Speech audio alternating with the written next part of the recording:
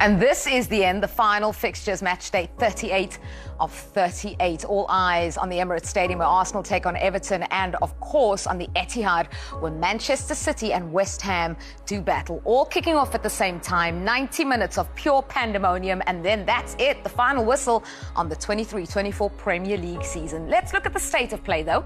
Here is the Premier League table. Top, Manchester City after that win in midweek. Arsenal 2 points behind them. Liverpool in third, and Aston Villa confirming Champions League qualification. Tottenham, Chelsea, Newcastle and Man United all to fight it out on the last day. Let's look at the bottom of the table as well, because last time we were all together, none of that was confirmed. Luton still not mathematically relegated, but Burnley are, and so too are Sheffield United. Luton would need a final day miracle. Nottingham Forest also safe, but needing to make sure on the last day just how we like it. For sure, for many of us, and certainly now is the most important moment. Really excited, can't wait for Sunday to be in front of us, and obviously very optimistic as well with the possible outcome. You talked last week about the idea of visualisation and lifting the trophy and making sure your players were on board with that. Did you have to lift them a little bit on Wednesday morning after what had happened? Just sort of set them out again and say, you know, this is possible? Obviously, the hope is there, and it didn't happen. And now listen, we have to do our job, which is going to be tough because Everton in a really good moment.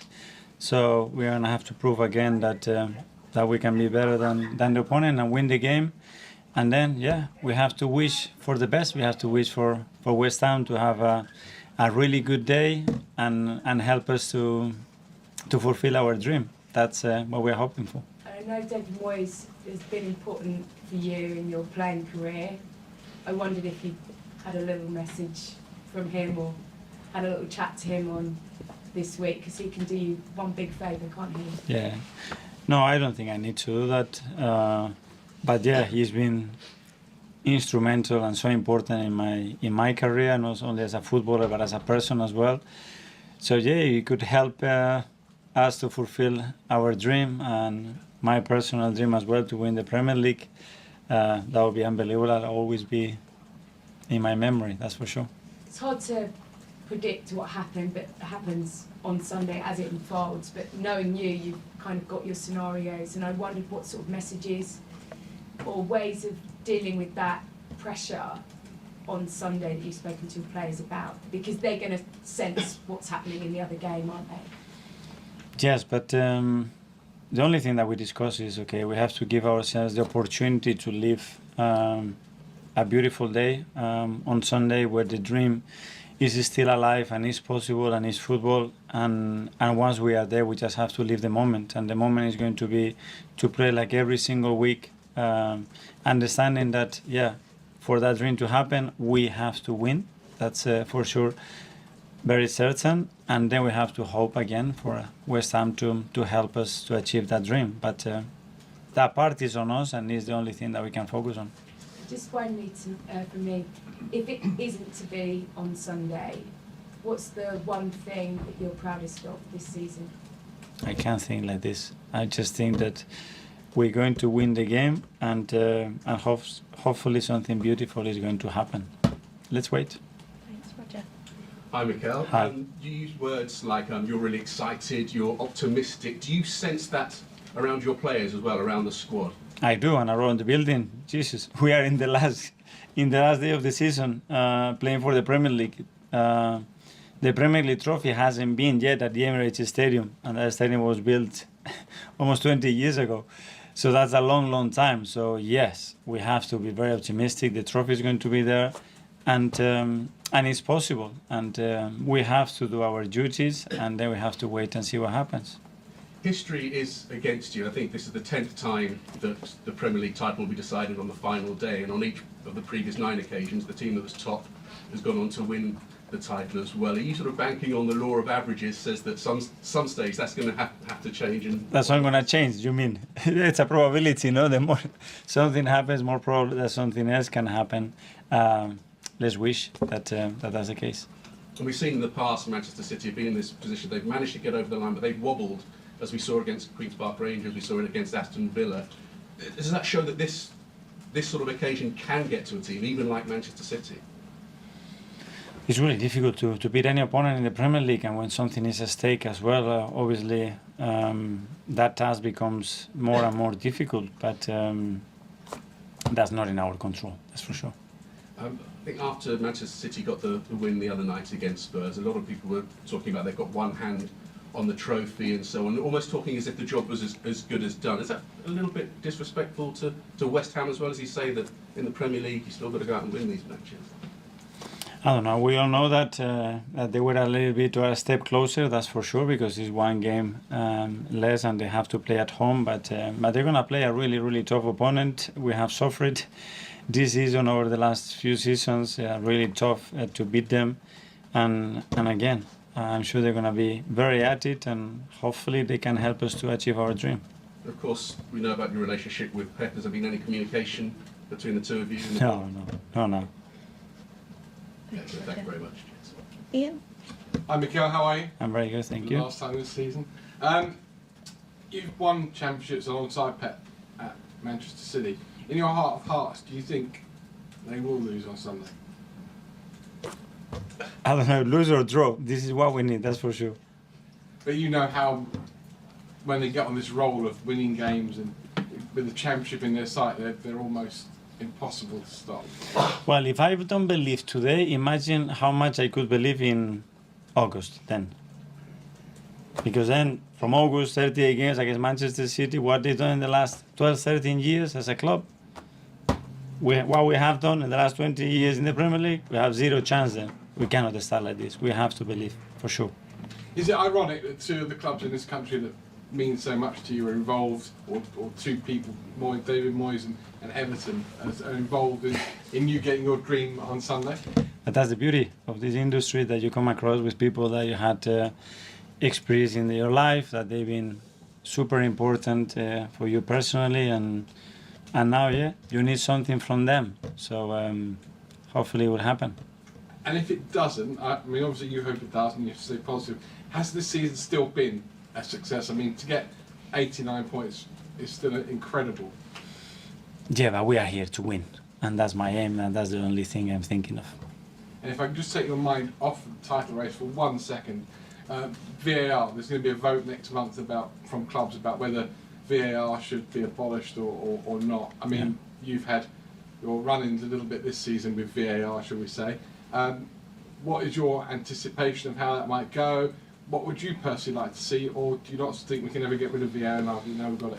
I haven't been part of those meetings, so I want to have a meeting with the club next week and understand where these points are coming across, what happened in the last few weeks to get to this position, and then we will decide what our position is as a club and see what happens. You'd like to put your point across to the club before they go and vote?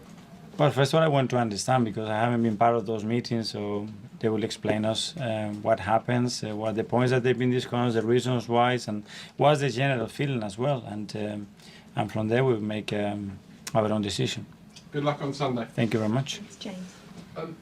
Hi, Mikel. Hi. There were a lot of talk on Tuesday about whether the Tottenham fans wanted their team to actually beat City because of what the implication would be with Arsenal. But from what you saw, do you have any complaints about the Tottenham players and their application? No. And I will never. You can never complain about the opponent. I can complain about what we haven't done to have 91 or 93 or 95 points. That's the only thing that we can do. And in terms of Sunday, will you have someone monitoring the City score, or will you try and ignore it? How do you sort of approach that? Yeah, I think 60,000 people, plus all the staff, plus the assistant coaches, plus all the families behind their phones. So I think it's enough. How do you sort of prepare the players then mentally for that? Because, as you say, the atmosphere is going to be quite strange, isn't it? It will be different. I lived it as a player a few times, and you just have to focus on what you have to do. You would understand for certain reactions what is happening, for sure, but stick focus in what we have to do. And obviously, you're focused on Sunday, but given this is one of the last times we're going to see you, do you plan to sit down with the club to discuss your contract situation soon? That's something that after the season, or whenever the right time is, we will talk and I sit down. Hi, Pep.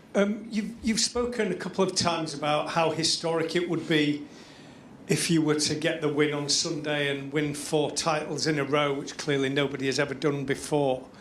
You also know what the reaction from some people is likely to be to that. Do you think you and your team will get the credit that they deserve for the achievement that they might create? I think so. In the world football, for sure. I think so. Do things like that bother you? Do you think that players should be acknowledged for winning 4 in a row? You think? Even if you don't win it. Even we don't win it, have been so fine this period.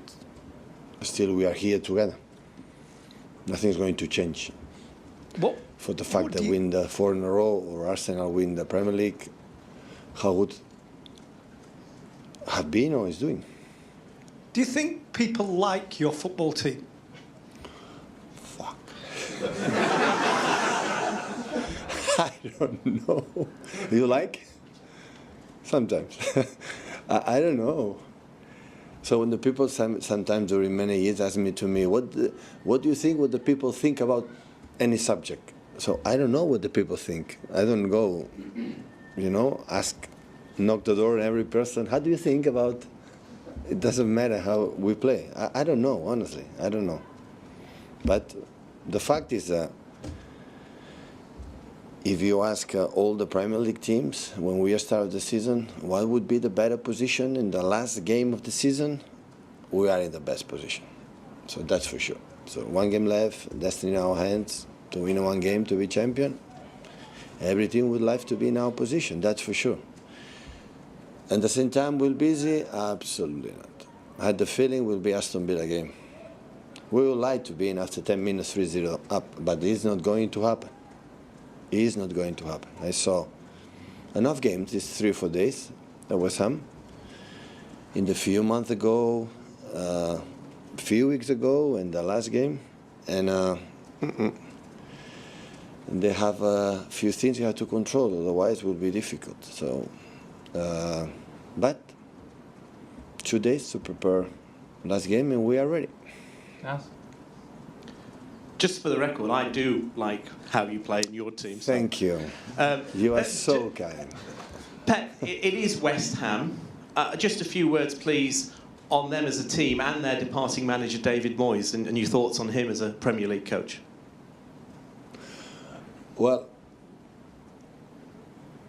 this type of personality in English football, I think he's not going to retire. So he'll be back. This is my feeling. But at his age and his experience still is involved is because he cannot be at home. And he will be back. But it's curious. So the first game it was against Sunderland and David Moises was there. My first game in the Premier League. And now, to an important game, he'll be there. Always is an honor to see him. When I'm there, he's always so kind. He's a lovely person. Experience speaks for himself. But he will do. He will do everything to beat us. So it happened in Aston Villa, will happen in QPR with Sergio Aguero moment or Dzeko moment, because everybody talk about Sergio, but without the corner from David and Dzeko scored the 2-2, would not happen. Would happen later. So yeah, it will be. I'm ready to be a tough game. I want to put in the minds of the player that look at Tottenham, how they fight every ball, how they it was incredible, the aggressivity and commitment the Spurs had, and I didn't have any doubts about that, any doubts. So the surround of the outside, I don't care. I don't care the 11 players West Ham, they will be ready to beat us. That happened Aston Villa, the same position, didn't play for anything 2 seasons ago, and I know what happened, and it's going to happen the same. So ourselves and our people have to come here to be ready. To be ready for the first minute, to support us, to be with us, to be with us, to be with us, to do it together. If all goes to plan and you get the historic 4th title, is there an extra sense of satisfaction with this one because of what you've had to deal with Liverpool and Arsenal externally, but internally, key injuries. You've had months without Kevin De Bruyne, months without Haaland.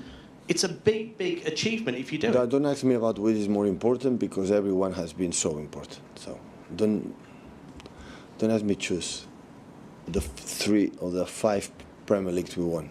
All of them were so difficult, and so a lot of effort behind.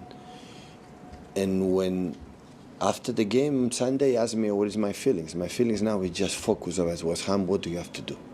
There is not any contamination in my brain thinking about anything else that what we have to do to win West Ham. It's only I have in my mind on the last since the day after the game against the Spurs. Rob? Hi, Pep. Given how competitive the Premier League is, did you ever think you would be 1 game away from winning 4 in a row? Did you ever think that kind of record was possible in England? Only I had the feeling that we have done, before that game we have done, is so difficult. And arrive here, I said many times, it's a little bit unexpected, but at the same time, knowing the players, I knew that never give up, and we didn't see them since the day after. I didn't see them after the day after Spurs, and we see today how is my vibe seeing the players, but I had the feeling that they are there to try it again. It is my feeling. Pep. Yeah. When Liverpool got 97 points and didn't win the Premier League, and then 92 points and didn't win the Premier League, and Arsenal might get 89 and even then might not be the winners, what does it say about your team? That they deserve it. Liverpool deserve it in the past. So the margins in that moment are, I said many times, so tight. I don't make a judgment about the fact that the team don't win is not good. It's completely the opposite. So on rivalized stages with a chance to win. Heads off for Liverpool in the past, for ourselves, for Arsenal this season. So my analysis in these situations, in the modern sports, not just in football, when you arrive in the last stages being there, is because you have been magnificent. That is not changed 1 second. But of course, the books, the satisfaction for the day after, the team who wins or don't win is a big gap. So we want to experience again. All that I say, you have to perform. Everyone's I want to win it every time. What's I win? No, you have to do something to do it. How you are going to perform, how you be resilient in the bad moments, what happened in Aston Villa or happened in Spurs, the last game, to put 2 examples. So this is my feeling. It's what I have to, not the consequences. Don't talk about nothing else, that what you have to do to win, to the bad moments, what you have to do to control them, the transitions, the kudos, the Bowen, the Antonio, the Paquetá, the set pieces with the long balls with no Sozek and the other ones, and how defend every single ball when the ball is in the goal kicks, in the throw-ins, in the free kicks, in the corners, in the how you control Antonio, the channels, how this, a lot of stuff that West Ham always demand you, what you have to do to with every single inch, every single minute, every single second, do it perfect. This is only in my mind. The rest, I don't want to play the game thinking the consequences, thinking what is going to happen if. This is a problem in this type of games. You have to be more than ever focused. What you have to do to score the goals. How to break their pressing when it happens. How would you break when they are deep. How many people arrive in the box. Where are the gaps. How is the player have the ball dribbling to score a goal. You know, in the Bamones field, the support are people. This is what you have to think about it. I mean, it was drenched, but sometimes those moments can be iconic. Come the end of the season, if Arsenal win it, that's going to be one of those pictures that's in the full end of season montage where they're celebrating in torrential rain at Old Trafford, because they might, they might win it. Yeah, they obviously it's brilliant that Arsenal have been able to take it down to the last day with the City. That's why I was trying to congratulate Sean. Well done, City. I'm not shaking your hand. Well, good. Great win. Well done. No, I'm not doing it. You know something? It's brilliant. It's brilliant for Mikel. It's brilliant for the boys that they've done it. You know, especially after last season, when everybody said that they couldn't quite get it done. They've added to that squad and they've gone all the way with a team that, if they do it, City, then you probably have to say they are the best team ever in the Premier League. Because they're in imperious form at the moment. Imperious form. They are. And Arsenal, even though they got the win against Manchester United, they look like a team who were at the end of back-to-back, long, arduous Premier League campaigns. Yeah, for me, it's inevitable that it will take its toll on you, whether it's physically.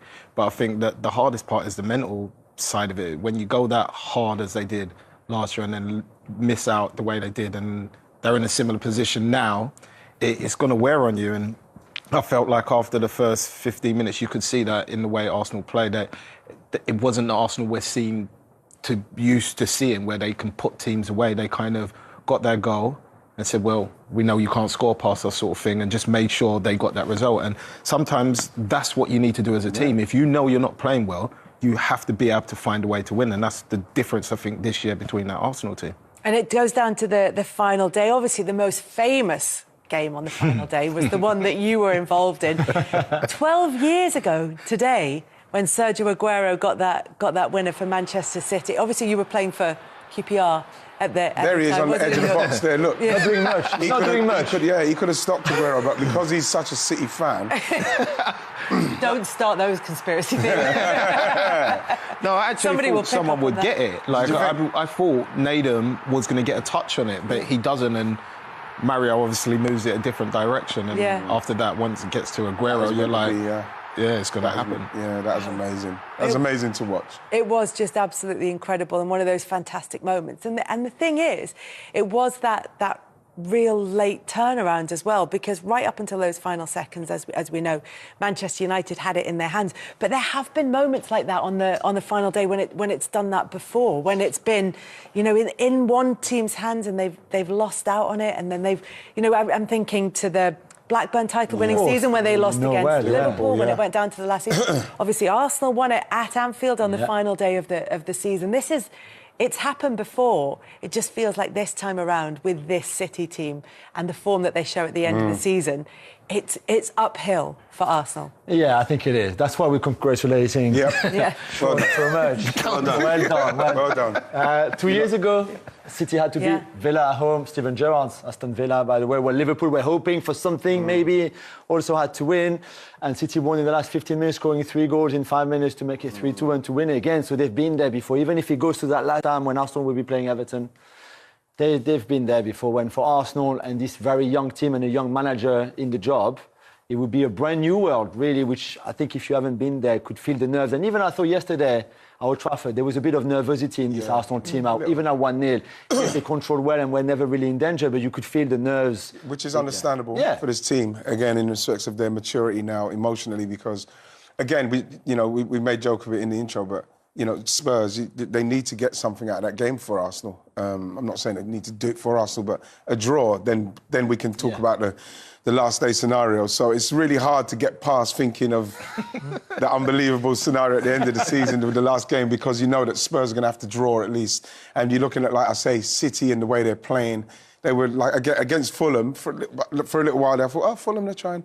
And then bam, it just boom, boom, it was over. That's how good they are. But for those of us who are neutral, this is what we wanted, the title race to go down to the final day. Let's hear from both managers, starting with Pep Guardiola. What a turn of phrase that is. We've opened up a box of dreams for our supporters. The thing is, it's always the hope that kills you.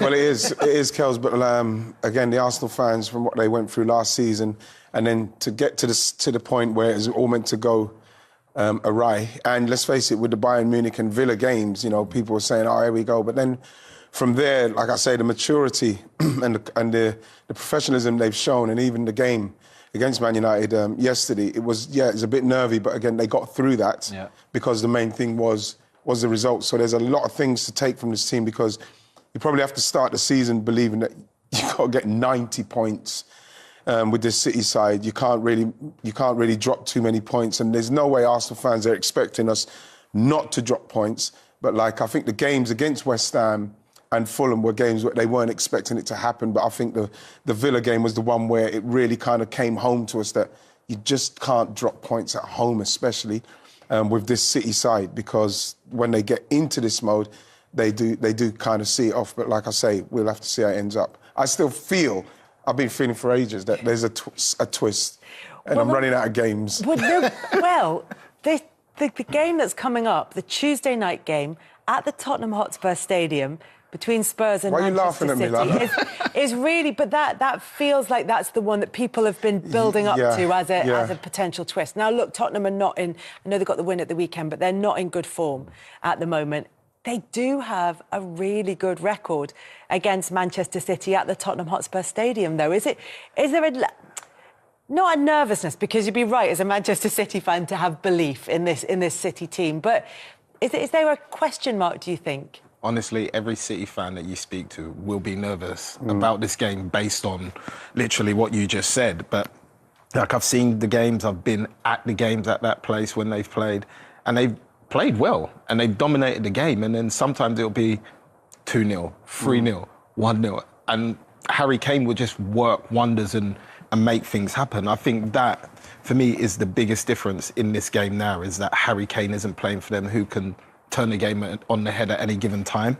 And we know Spurs are going to give us chances. With that high line, I think without Doggy in the back playing that inverted midfield role and drifting into those foreign places, I think that they, in many ways, they've come unstuck and they're relying on Van der Ven so much just to clear up a lot of messes. Yeah, but also the fact that they got that win in the FA Cup as well at the Tottenham Hotspur Stadium. Do you think that kind of puts it to bed for City players, if there was even going to be a glimmer of doubt in their minds? Honestly, I really, really hope so. But because even if you look in the game, we still missed like chances that we created apart from that corner. Yeah. We still had good chances to take, like we have in every other game. But this one corner, we managed to get it over the line. So I think the key part is, we need to start the game quick and try and get on that front foot and put Chelsea in a position in a lot of ways Burnley did, because I thought Burnley played really well against them. They just didn't get the result they needed. Yeah, well, Burnley would say that that's happened a lot this season, that they've put in performances that haven't maybe got the results that they will feel that they deserved. But Tottenham are going to try and do it against Manchester City. It's quite easy to make the case for City to get the victory there, despite that run of form at the Tottenham Hotspur Stadium. Is there a case to be made for Tottenham taking something from this game, do you think? Yeah, I mean, if Villa don't beat Liverpool on Monday night, so tonight, they will still have a chance, even if it's unlikely, to make that top four and qualify for the Champions League. Particularly given Villa have to go to Palace on the final day of the season, and Tottenham have got Sheffield United. Exactly, so you think, they would go for it. If Villa win against Liverpool on Monday night, I don't think there will be any motivation Spurs-wise. And if you're a Spurs fan in the stand, you would surely not applaud a goal from your team that would favour Arsenal. I think this is why this scenario is the most incredible ever, because the biggest rival of Arsenal can actually give them a massive chance to win the title, which every Spurs fan would absolutely hate. So this is why it's so good. I just don't see this Spurs team being able to trouble City too much. What City have been so impressive in the last few games is to score very early. 13th minute at the weekend against Fulham, 12th minute against Wolves, 2 minutes against Luton, 17 against Brighton, to just ease all those nerves that we mentioned before, control those emotions, and then once they're in the lead, usually they don't give it back. You know what people say about Spurs? It would be an unbelievably Spursy thing for them to beat them by accident. That's why it's not for Spurs to beat Manchester City by accident. But by the definition of Spursy, and what we mean by Spursy, it would be very Spursy to beat Manchester City and not qualify for the Champions League. Yeah. That would be kind of Spursy in a sort of classic sense. That would probably be the greatest outcome for me.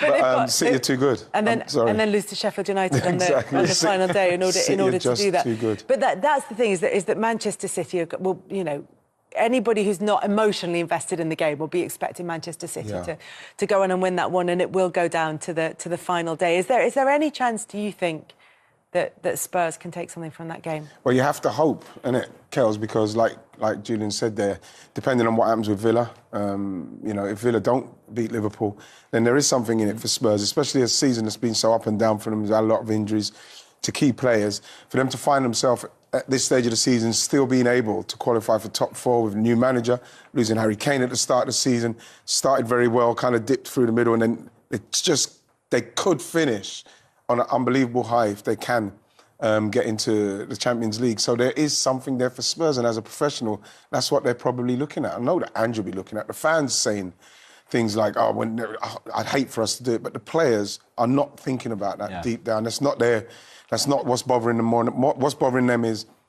not getting into the Champions League qualifying places when they've got a chance. Do you know what? I was just thinking about City and that run to the end of the season that Pep Guardiola has always, since his Barcelona days, trained his players to be fit season. So they are super intense and that they're all ideally at sort of peak fitness for this stage of the season. But there's also always an individual that comes good. I think a couple of seasons ago it was Ilkay Gundogan who came through with all the goals. Yeah. And this season it seems to be Josko Gvardiol, who's suddenly out of nowhere is a goal-scoring machine. How's that happened? Really? Yeah, how's that happened? I don't know. Like I went to the Champions League game at the Bernabeu, and I was on the pitch side and I was watching them do shooting. He was the only defender doing the shooting with some of the attackers, and I said to one of my mates, he actually strikes the ball so cleanly for a fullback on both feet. And I remember his goal going in, and I was by the City analyst, and one of them jumped up and said, "See, I told you he's right-footed, but he's actually not. He's left-footed. But he hits the ball so clean with both feet that he's just quality in those areas." But I think Phil Foden, man, I think he's the one for me that has stepped up at this time the most in hindsight, taken what Gundogan did. I think Phil Foden's the guy, and might not have scored in every game, but when he has played, he's made a lot of things happen to help everybody else get in those positions to score those goals. Yeah, he has just been phenomenal all season, Phil Foden, and the fact that he's been able to do it with the return of Kevin De Bruyne as well, rather than instead De Bruyne coming in place of him, he's been able to do it alongside him. Gvardiol, though, in this form at this stage of the season, was almost the first Premier League defender to score a hat-trick if they'd let him really take the penalty. I know, he really wanted that pen, didn't he? And then they went out, nah, Alvarez is the penalty taker. Well, I love it. We saw the Van de Ven goal for Spurs. We were mentioning with Shoney, who turned onto his left foot to hit it like that. When Gvardiol goes with his right foot, which you should be doing because it's on your right foot, to show how confident he is on 2 feet. Obviously, when you score a top corner strike like that against Real Madrid with your right foot, you get confident. Amazing. And also in that game against Fulham, everything seems to be quite narrow from City, apart from Gvardiol, who had all that space and freedom on that left-hand side, almost as a winger, left-back, left centre-back, left midfielder, everything, which I think is pretty crazy. You know what was good about those 2 finishes from 2 defenders, which was really surprising, is that the misses that you see this season from forwards, and when you look at those 2 defenders, in both of those incidents with those finishes, Kels, there's a little bit of feet to be moved and stuff to be done, and techniques to be used. Gvardiol's one was brilliant because he had a little touch, then finished it. Because the goalkeeper, when you're going across, when you move it, as you know, the goalkeeper has to move with you. So then you have to go across to come back across him, so as he's got to change his direction. And that's why that touch was so quick, bang. And the same with Van de Ven's one. Again, this one's coming across, and he's moved his body so as he can hit it with his left foot back where it was coming from. 2 really technical finishes from defenders where you see some strikers this season, you think, you know, the calmness of those 2 guys, and when you look at some of the misses of the strikers, again, that was real top quality from both of them. The player, I think, for Arsenal, and it's not necessarily just been at this stage of the season, but the player who's weighed in with key goals at crucial moments has to be Leandro Trossard, who scored again at the weekend. He just seems to have this knack of scoring, not just scoring goals, but scoring important goals. Yeah, I think what he's done is really I think he's kind of cemented the place. We know what Martinelli's about, you know, with the pace and the directness of what he's doing, but I think that what Trossard has showed with the control and the defensive work he does, the inverting and the finishing, he's bringing so much, Kels. This is why you probably look at someone like Martinelli now and you think, you know what, Martinelli, he's got something for us.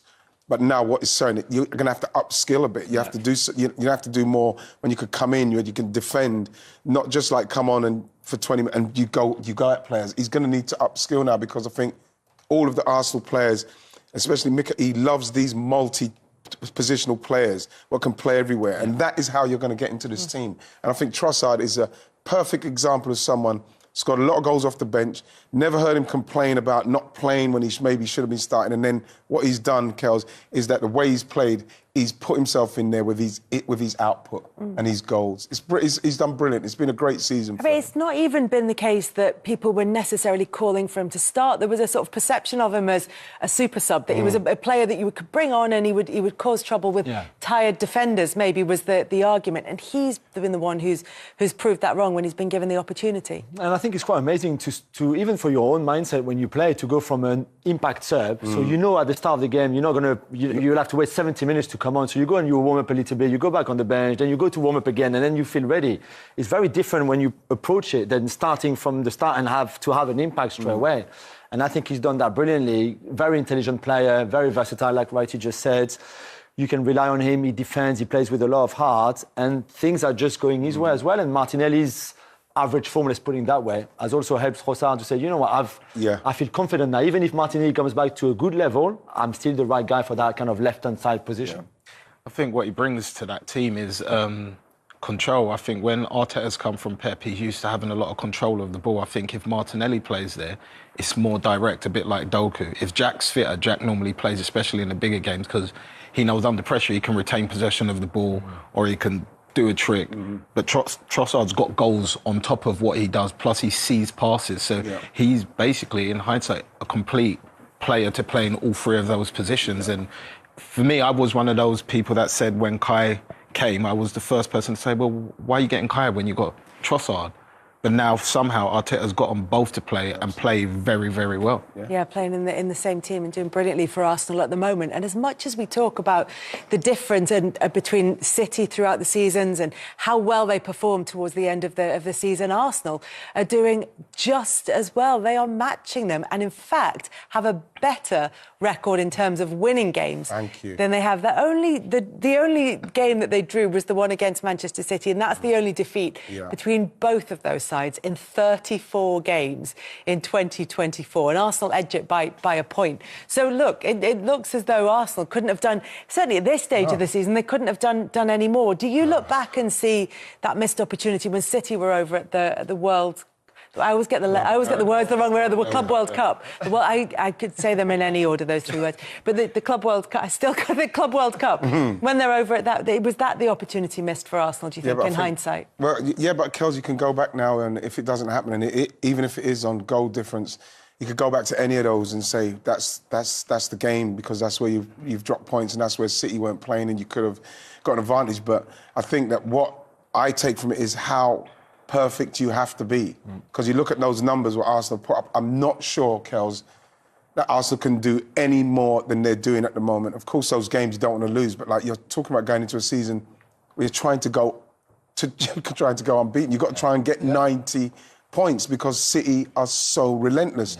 And when you look at those numbers what Arsenal have got there, probably win the league in different years, but like this is the level now, and so it's so hard. And this is why, again, the Arsenal players and Mikel, they've got to get credit for taking it to the last day. And it still may happen for them. But remember, there's years to come. They've still got years to challenge this. So, like we saw with Liverpool. So we'll see how this pans out for Arsenal, because they're still very early in this chase and they're doing very well.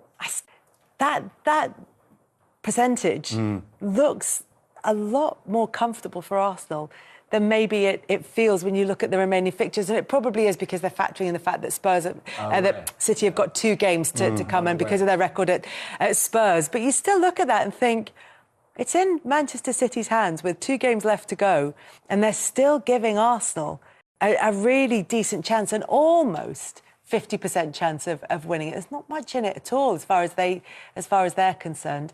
No, it doesn't feel that way. No, it's true. It's true. And we haven't had a moment like a Company's shot against Leicester, for example, like a defining moment in this season, because those two have been so good, so superior to anybody else. Liverpool competed for a bit and then obviously faced out a little bit, but those two have been outstanding. And I think it would be cruel on this young Arsenal team and on Mikel not to win it. But sometimes you just have to accept that there's one incredible team that somehow, even if you took 4 points off them this season, is still better than you. You know, if City draw against Tottenham, and they would have to win heavily, against West Ham at home on the last day of the season. You know, it could go down to goal difference again. Yeah, like in 2020. I just think it's going to be great I next really hope it weekend. can. This is what I'm praying that it can go down to that, because like just the butterflies you feel as a fan for that to happen, it's just like the excitement, you know what I mean? Yeah. The anticipation. Yeah, Arsenal making sure the title race goes to the final day of the season. A reminder, as if you needed it, that City have got 2 left to play and Arsenal have Everton at home, and of course all eyes now on the Tottenham Hotspur Stadium on Tuesday night before David Moises' West Ham go to the Etihad on the final day. So this game between your former club and Manchester City not only is going to have a big say in the top 4, but we have the scenario here where Spurs could beat Manchester City and hand the initiative to Arsenal on the final day. Yeah. Yeah. I say yeah. I mean, listen, the players, it won't affect the players. Because you've been in this situation before. I have. 99. 99, went playing for Tottenham, went to Old Trafford. Les Ferdinand scored after about 20 minutes. We went 1-0 up. Deadly silence. We had 5,000 travelling Tottenham fans. None of them celebrated him scoring. It's the one and only time he scored at Old Trafford, and he expected a big roar. I think a few of the players went up and said, "Well done, Les, what the hell have you done there?" But no, genuinely, in the dressing room, no one cares.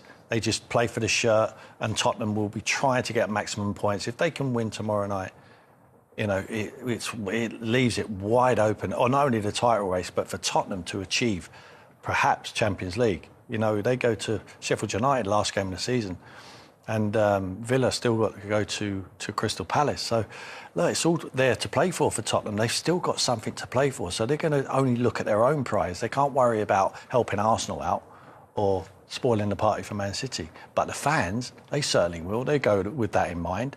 I think if you ask the fan, I'm not sure what the split would be, and I know Ange Postecoglou wasn't happy with the question. He got asked a question today. There'd be a large proportion of your fans who don't want you to win. He couldn't understand that. But he knows rivalries. He's been one of the biggest in Celtic and Rangers over a number of years. But there will be Tottenham fans out there, believe it or not, who would rather not get to the Champions League but stop Arsenal winning the league, which sounds incredible, but it's a fact. Can you get your head around that? Well, I mean, I know for a fact that the Tottenham players will be going out thinking nothing other than we can get into the top 4. You want to be a Champions League player. If it got to the last game or whatever, I can understand. If you've got nothing to play for, I can understand you thinking, well, I prefer such and such to win. However, at this moment, I think Champions League football is such a big thing that they'll be all out for it. And I really do think that this is the big game tomorrow. I mean, don't get me wrong, we'll go into the last game and anything can happen with nerves and things like that, but this is the big opportunity for Arsenal, even though they're not playing, for their arch rivals to do them a favour. Not an easy place to go. I mean, Tottenham have got a very good record against against Manchester City at the Tottenham Hotspur Stadium. Just click that there and that'll remind us exactly. Yeah, so... There you go. Not a Premier League point or goal. No. But Ange Postecoglou, he would tell you, he's played once at the Tottenham Hotspur Stadium and they've lost. And that was in the FA Cup. So he's not worried about anything else, about his record. And his record hasn't been good. Hasn't been good because they got beat in the game. He will go flat out to try and win the game. We know how Ange plays. He doesn't take a backward step for any manager, any team he plays against. They will go toe-to-toe and they will play. There will be wide open spaces. They will vacate the fullbacks. When they get the ball, they will flood forward. We know they're going to be a threat, Tottenham. They will be a threat to anybody. They got firepower, but they also are wide open when they're trying to defend. So that game tomorrow night will make that game 3-3 we had tonight. It looked like a boring game, that game tonight. Tomorrow night will be an electric game of football. I was going to say exactly the same. A 2-0, a 2-0, a 1-0, a 1-0. It's not going to be that, Steve. There's going to be more goals than that. So that is the Tottenham side of it. In terms of the title race, Manchester City need to win as well. It's an extraordinary game. Draw's no good to either, because even Arsenal would have the goal difference initiative with a draw for City. They're 33 unbeaten in all competitions. We've actually just had a look at Pep's last couple of title wins when it's gone down to the wire. And look at this. I mean, in 18-19, they won 18 of their last 19 games. And in 21-22, 23 of their last 28 games. Yeah, I've said all through the season, you know, there's Liverpool have hit the top and Arsenal have hit the top, and I've always said I still fancy Manchester City, and it's for this reason, Steve. I mean, when I was growing up, Manchester United used to do this. from, you know, the turn of the year, they used to just click into gear, and all of a sudden it was relentless, and nobody could keep up with them, even if they're a few points off the top. And Manchester City are the same. They've got gears, and I'll never forget that ding-dong battle between Liverpool and Manchester City, you know, a few years ago. It was just relentless how good they are. And when you see stats like this, you can understand they're literally squeezing the life out of their competitors with this late run, this late surge of the second half of the season.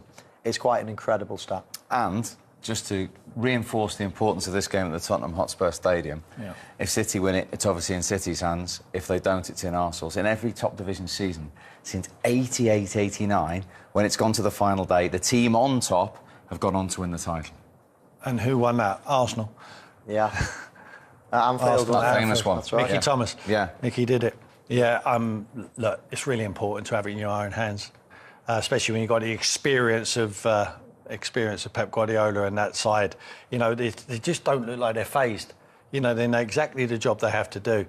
It's going to be hectic tomorrow. The last thing they possibly want is a hectic game, and they're going to get that tomorrow, whether they like it or not. But they got to come out on top of it, and if they do, I think they go into the last game and they win. They just know. I know they win. You know, you can just feel it. I don't think Arsenal can do any more. Mikel's done brilliant. They've progressed from last season. There's no question, no accusations of bottling it this year. They've done all they can do. It's been absolutely magnificent season for them. Unfortunately, they've got a juggernaut in front of them, and tomorrow's the game. If they do not lose tomorrow, they win on the final day. The rest later. Well, we were hoping it would go down to the final day. It is. 2-horse race. One horse has a very big head start. Yeah, it does, because City have got the experience, they've got the quality and the stats also. I won't do too many stats, I promise, in this show. I'll just give you, with City, just the one. City are the only team undefeated at home this season. The last were beaten at home, November 2022, to Brentford. And so it's asking a lot of a West Ham side that lost their last 2 away games by 5 goals to go to the Etihad and win. That, to me, ends it all, I think. But it's also David Moyes' final game of the season, you know. So was that a positive or a plus, or a positive or a negative? Positive. Having worked with him, you ain't got a manager anymore, so...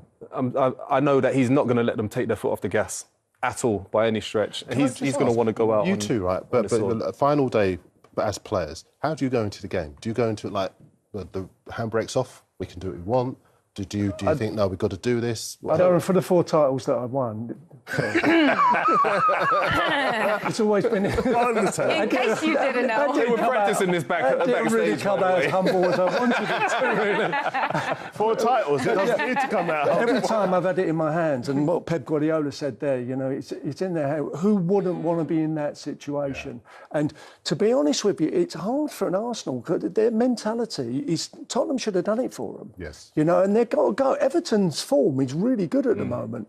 To get over that line, both of them are really difficult. When I went for the 4 titles, and you kind of, in the 97-98, when we were streets above any team in the league, and it wasn't until we got the first goal. So I can understand Man City being a bit nervous as well, to be honest with you. And it's not until you get that first goal we absolutely relaxed, and then I went through and smashed the 4th in. But because then you start believing in yourself, obviously, as well, even though you shouldn't have to at that point.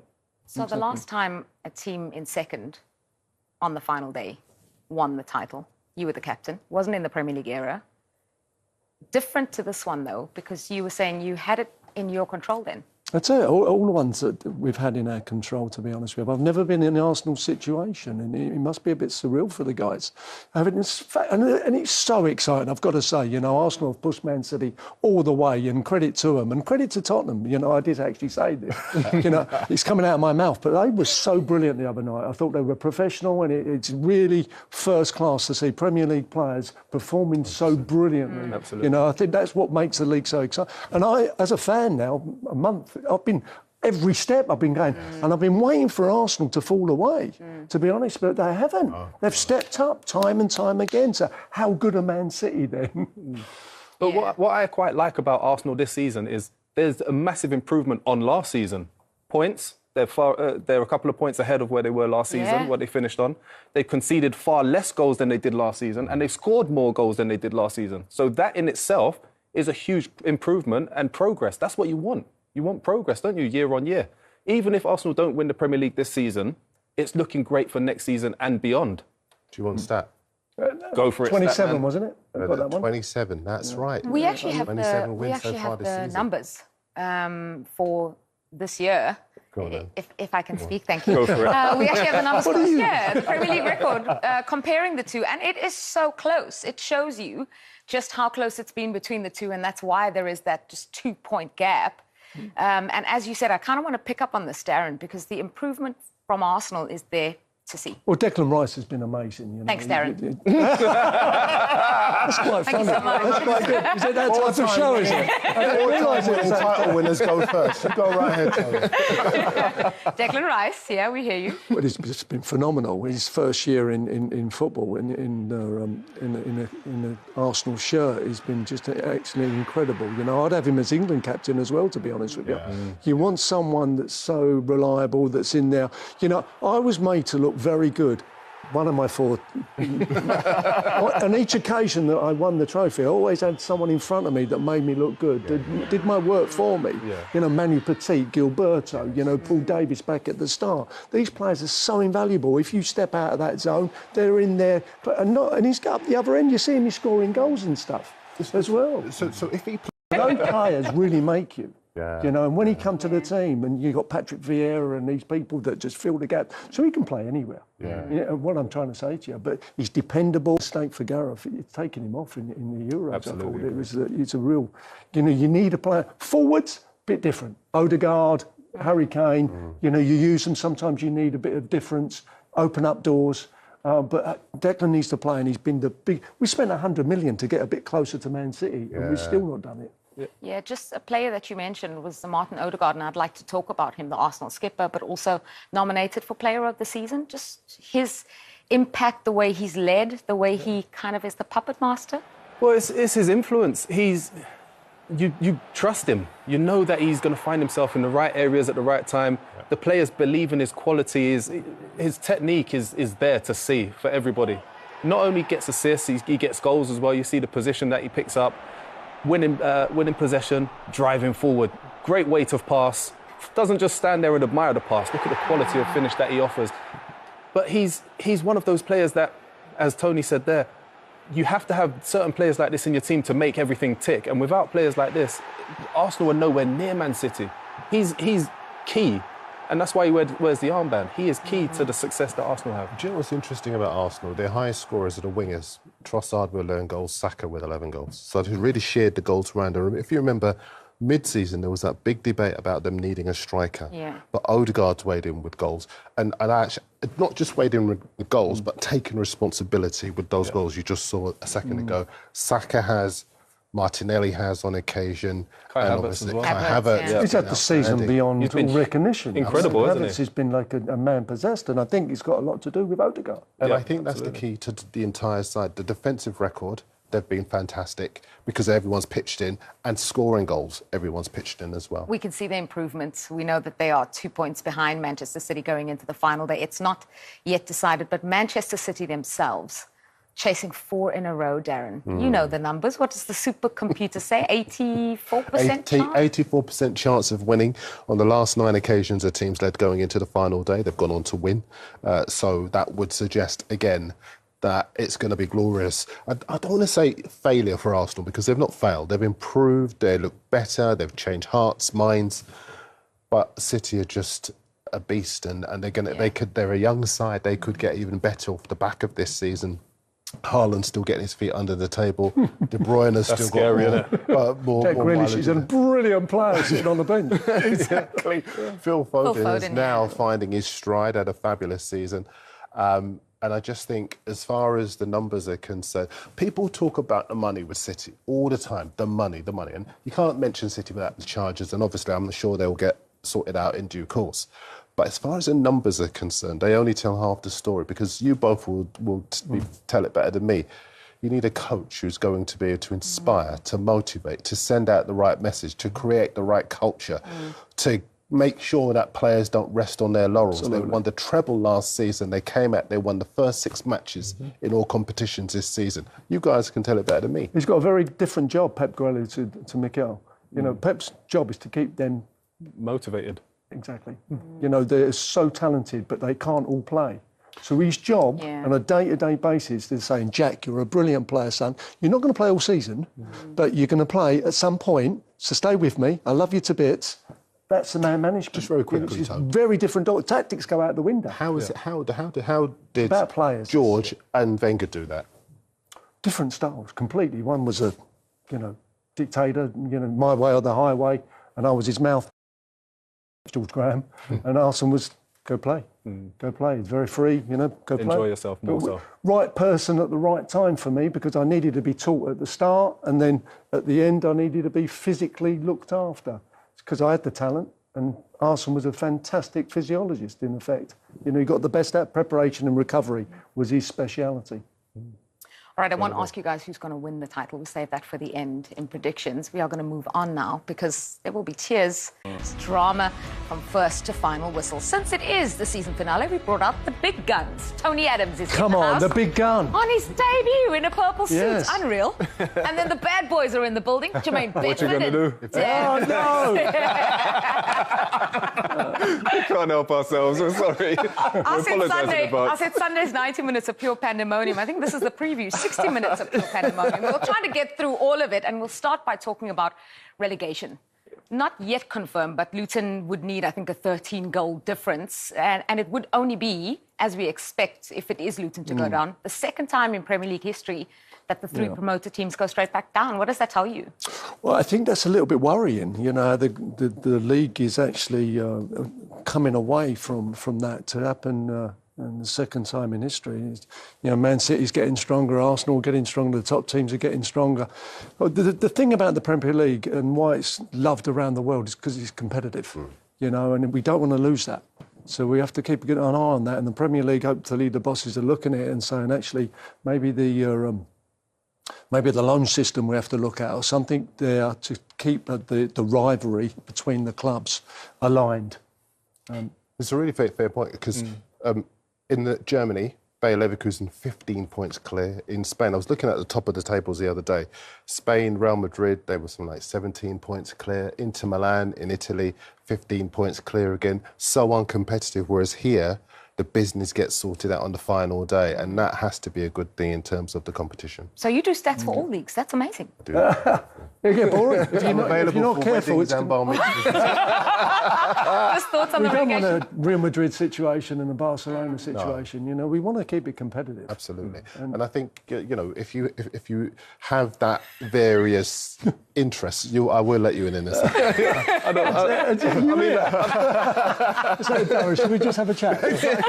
What do you think of Milan as well? Juventus keep winning. Okay, I'm the referee here. Can we please let Jermaine give his thoughts on relegation going down, the three teams and potentially the ones that came up going straight back down? I think it's incredible. You have to look at the gap in quality in finances from the Premier League and the Championship. And I feel that is the biggest issue. The quality of player that the Premier League are able to buy and afford is humongous. And rightly so. Those teams are in there for a reason. The gap for me just feels like it's a little bit too big and a little bit... I feel like financially, the money should be filtered a little bit better to those in all teams. seriousness, I know we're going to come back to this, we're going to move on, but in all seriousness, I think that if, as far as Burnley are concerned, for example, they had a good team, but I think they stuck to a way of playing that just wasn't suited to the Premier League. And I don't think that's about quality. I think that's about an approach that hasn't worked. I think as far as Luton are concerned, they were unfortunate because they didn't quite have the quality. But as you can see, they've taken it to the final day. And Sheffield United, well, they really weren't good enough. But I'm not sure it's about the gap and the distribution of the money. I wonder if it's that if there was more pragmatism about the way that Burnley played, maybe they might still be in the Premier League. They needed a forward. No, I'm with Jermaine. Sorry, a forward. guys, you can't stockpile. Man City, the City group have got 1,000 players worldwide. You can't stockpile. If you abolish the loan situation, then you register 25 players for that, and it becomes competitive again.